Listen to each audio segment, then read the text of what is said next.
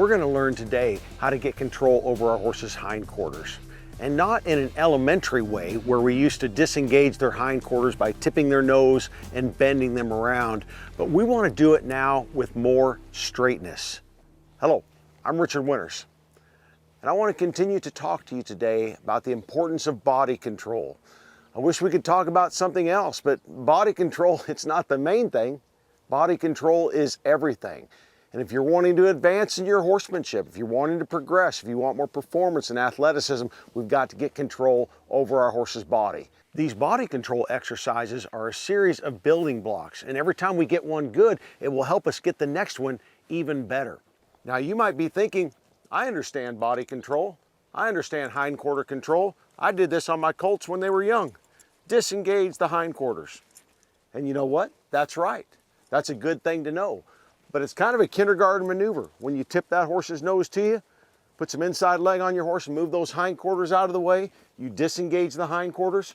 But many of you are beyond that now. And so when I talk about moving those hindquarters out of the way with straightness, I think about getting my horse's head, neck, and shoulders really straight with my hands.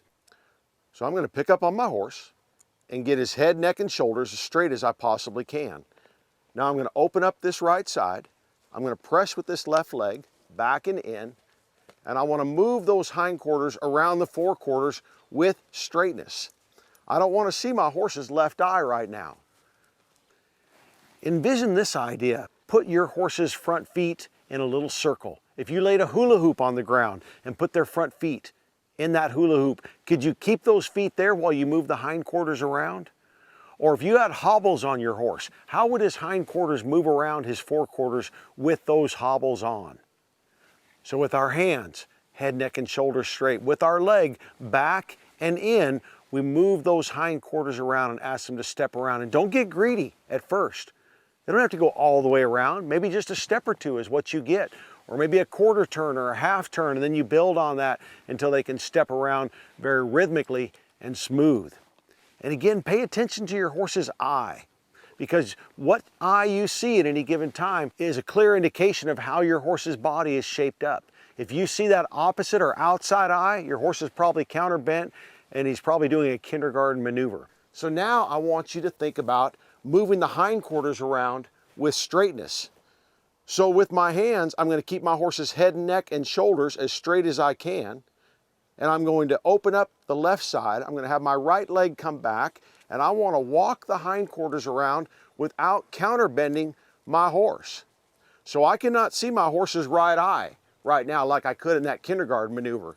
As a matter of fact, I can just see the corner of my horse's left eye.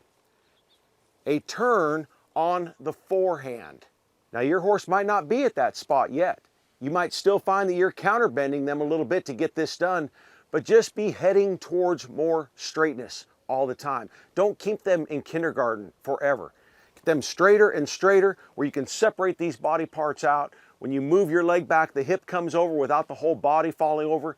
Now you're beginning to have body control. Now you're preparing for performance. I'm Richard Winters, and thanks for watching.